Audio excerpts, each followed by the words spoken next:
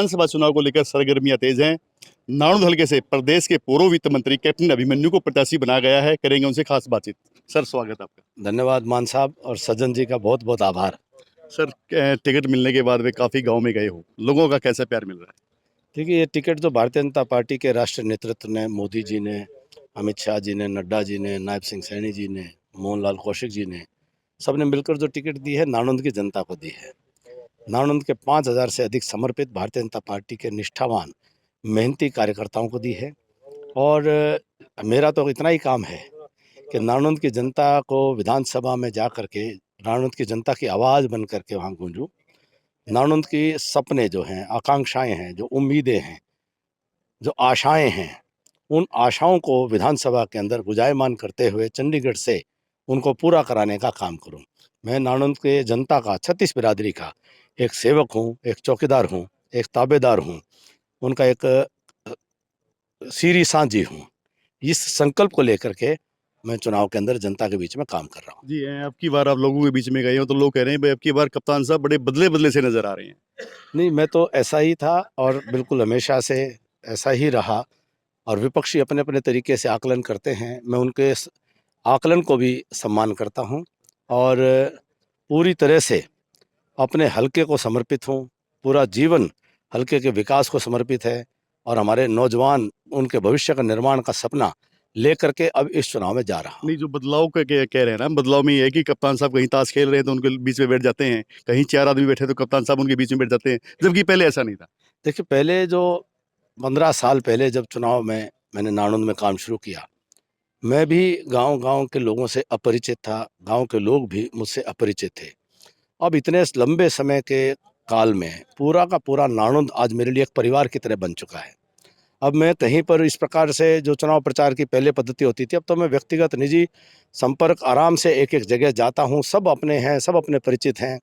समय के अनुसार कोई ताश खेलता हुआ मिलता है, मन कर जाता है तो ताश खेल लेते हैं, कोई बैठे हैं तो बैठ के बात कर लेते हैं, कोई हुक्का पी रहे हैं तो उनकी चलम भर लेते हैं। तो हम तो जो है, कोई रोटी बना रहा है, चूल्हे पर बैठ कर उसकी रोटी खा लेते हैं। तो अब तो सारा अपना परिवार है। तो अब इस परिवार को, ये खुद ही सारा परिवार चुनाव लड़ रहा है। पूरा नाणंद 36 बिरादरी चुनाव लड़ रही है। नाणंद अपने विकास के लिए चुनाव लड़ रहा है। तो मैं उनसे, जो स्वयं तैयार हैं, तो वो तो स्वयं वोट मांग रहे हैं। हाँ, जो बदलाव असुर बना लोगों को काफी पसंद आ रहा है। अभी कबले हमको तो ऐसे ही कप्तान साहब चाहिए। तो मैंने कहा, जैसे मैं शुरुआत में स्वयं अपरिचित था क्षेत्र के लोगों से, मैं मेरे से अपरिचित थे। मूल स्वभाव और चरित्र कभी किसी का बदलता नहीं है। इसी प्रकार समाज का एक सामान्य व्यक्ति हूँ, उसी भाव से मैंने काम किया। हरियाणा प्रदेश की सेवा मिली तो हरियाणा प्रदेश की सेवा भी मैंने की, नाणंद की सेवा मिली तो नाणंद की सेवा भी की। जिंदगी समर्पित है इसी भाईचारे को। अब की बार जी एक बात कर रहे हैं आप लोगों के बीच में जाने रोजगार कि भाई अब की बार जो 5 साल आएंगे ना वो रोजगार के होंगे, वो कैसे संभव है? देखिए, जो ज़रूरत थी, पहले ज़रूरत थी बुनियादी विकास की। जी। मेरे हल्के के गांव-गांव की कोई गलियां ही नहीं थी, टूटी फूटी कच्ची गलियां गलियां बनी। पीने के पानी की व्यवस्था नहीं थी, पीने के पानी की व्यवस्था हुई। गांव का विकास का एक स्तर इस स्तर पर आया कि बिजली की व्यवस्था ठीक हुई, सिंचाई के पानी की व्यवस्था ठीक हुई, ढाणियों तक की सड़कें जो हैं वो पक्की करने की कोशिश की गई। हमारे इलाके के स्कूल अपग्रेड किए गए, 12 सीनियर सेकेंडरी स्कूल अपग्रेड करना, हमारे 4 कॉलेज, 4 ITI आज नाणंद हल्के के अंदर हैं, सब डिवीज़न बनाना, तहसील बनाना, सब तहसील बनाना, मंडियों का निर्माण करना, और शिक्षा के केंद्र के साथ साथ स्वास्थ्य के केंद्र बनाना, पशु चिकित्सा के केंद्र बनाना। जो बुनियादी सुविधाएं थी, जो रोज़ की ज़रूरतें थी, वो पूरी करके पहले हमारी ज़रूरत वो थी। अगले पिछले जो 5 साल चले गए, उसमें सपना था कि हम यहाँ पर उद्योग, कारखाना, फैक्ट्री ला करके और नौजवानों के रोज़गार का प्रबंध करें। पिछले 5 साल बीत गए, अब हमें फिर उस वहीं से आगे बढ़ना है कि अब यहाँ मेरे नौजवानों की जो ज़रूरत है, हर घर के अंदर मेरे नौजवान शिक्षित हैं, काबिल हैं, मेहनत करना चाहते हैं, ईमानदारी से काम करना चाहते हैं, और उनको रोज़गार के अवसर नहीं मिल रहे थे। तो अब जो ताकत मेरा नाणंद हल्का देगा, उस ताकत का एक-एक पल, एक-एक क्षण मैं नाणंद हल्के के नौजवानों को रोज़गार दिलाने के लिए करूँगा। रोज़गार दिलाने का तरीका आपने पूछा, इसमें कोई रॉकेट साइंस नहीं है, नीयत से काम करना है।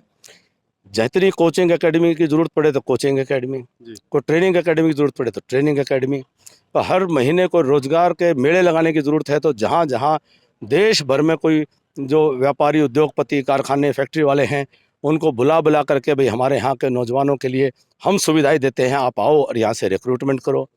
और हमारे यहाँ जितने भी ज़्यादा से ज़्यादा कोई फैक्ट्री कारखाने छोटे से लेकर बड़े तक जो खोल सकते हैं उनको सुविधा देना, उन लोगों को सुरक्षा देना, उन लोगों को विश्वास दिलाना कि हमारे यहाँ सारी सुविधाएं मिलेंगी और हमारे नौजवान मेहनत से काम करेंगे और आपका किसी भी प्रकार से अहित नहीं होने देंगे। जब ये विश्वास बन जाएगा तो यहाँ लोग कारखाने उद्योग फैक्ट्री लगाएंगे और जहाँ तक सरकारी नौकरियों के लिए भी कोई एकेडमी कोचिंग करानी वो भी कराएंगे। प्राइवेट नौकरी में जहाँ तक हो सकता है ज़्यादा से ज़्यादा उनको एडजस्ट कराने की कोशिश करेंगे। ये तो एक सामूहिक प्रयास मिलजुल करके होगा। किसान आंदोलन के बाद में कुछ एक समुदाय के लोग भाजपा पार्टी से नाराज हैं, उनको कहीं मनाने में कैप्टन साहब कामयाब हुए हैं? नहीं, नाराज नहीं हैं। एक भावना किसान आंदोलन को लेकर के अतीत में बनी थी, जिसका लोकसभा के चुनाव में कहीं ना कहीं उसका प्रकटीकरण हुआ। उसके बावजूद भी इसको समुदाय विशेष से जोड़ करके देखना अनुचित होगा। तो है ये 36 बिरादरी का चुनाव होता है और सभी लोग में हर प्रकार के लोग रहते हैं, सभी वर्गों में, सभी जाति में, सब समाज में हर प्रकार के लोग होते हैं। ये एक मीडिया की अपनी चलाई हुई एक कहानी होती है कि कोई फलाना समाज फलाना, ये ऐसा नहीं है। सब बहुत सभी समाजों में अच्छी सोच के, प्रगतिशील सोच के, बिना खर्ची बिना पर्ची की नौकरियां घर में बिना पैसे किए हुए जब आ रही हैं तो सबके लिए आ रही हैं।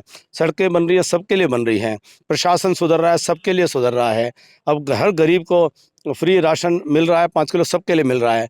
किसानों को 6,000 रुपये की मानदेय राशि जो सालाना दी है, जो कभी 70 साल में कांग्रेस ने नहीं दी है। अभी किसान की फसल को थोड़ी सी तकलीफ ऐसी लगी कि मौसम ख़राब हो रहा था और जीरी की फसल में दिक्कत आ रही थी, 2,000 रुपये प्रति एकड़ जो है किसान के खाते में जमा करवा दिया। तो जो इतनी किसान की हमदर्द सरकार, कभी यहाँ खाद की लाइनें लगी 10 साल के अंदर, कभी जो है सारी फसलों की बिक्री में कोई दिक्कत नहीं आई, किसान की फसल की कीमत उसके खाते में सीधा आई।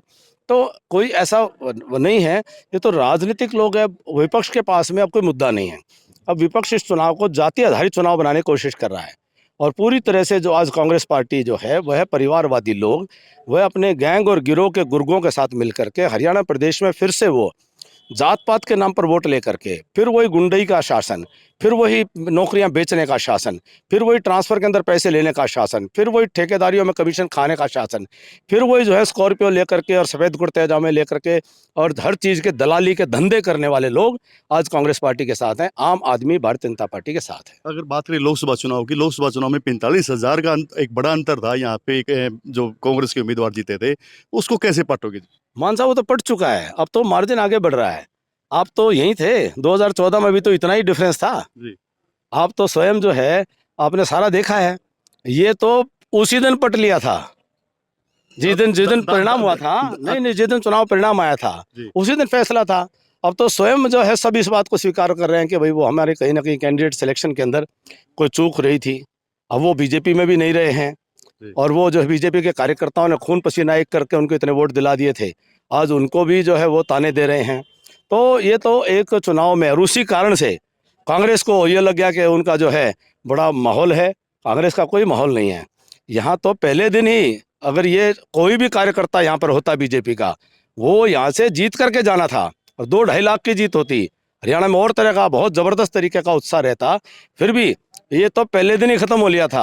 अब तो बहुत आगे बढ़ करके जनता का चुनाव है जी, पिछले चुनाव कोई में बीजेपी का चुनाव नहीं, अभिमन्यु का चुनाव नहीं, जनता का चुनाव है। जनता जीत रही है, जनता एक तरफा जीत रही पिछले है। चुनाव में आपके ध्रुव विरोधी रहे दादा रामकुमार गौतम, अब की बार आपके साथ में आ गए, आपकी पार्टी में भी आ गए हैं और सभी दो से उम्मीदवार भी हैं। कितनी उम्मीद है जी? नहीं, मेरे विरोधी नहीं थे, कभी ध्रुव विरोधी का सवाल ही नहीं। वो हमारे ही इलाके के, हमारे ही परिवार के, हमारे बड़े हैं। तो उन्होंने जो है आज वो भारतीय जनता पार्टी के साथ है। चुनाव आमने सामने लड़ा और वो विधायक बने, तो आज भारतीय जनता पार्टी के साथ है। नाणुंद के अंदर ये इस बात को कोई अस्वीकार नहीं कर सकता कि नाणुंद के अंदर किन का जनाधार है और वो जनाधार मिलकर 1 और 1 11 होता है। बाकी तो ये अलग अलग पार्टियों में घूम घूम कर कोई आ रहा है, कोई 20 साल की जो है लीव लेने के बाद कोई आ रहा है। बाकी तो यूं ही है मामला। कोई नाणुंद की जनता के साथ जुड़ा हुआ कौन है? नाणुंद की जनता के बीच में कौन है? पार्टियां बदल बदल के जनता सब देखती है जी। जी, ये थे प्रदेश के पूर्व वित्त मंत्री कैप्टन अभिमन्यु जी। इन्होंने बताया है कि पूरी मजबूती के साथ वो चुनाव में है और उनका मुकाबला किसी से नहीं है। वो नाउंद में एक बार फिर कमल खिलाने का काम करेंगे। कैमरामैन सचिन सैनी के साथ सुनील मान, न्यू इंडिया लाइव।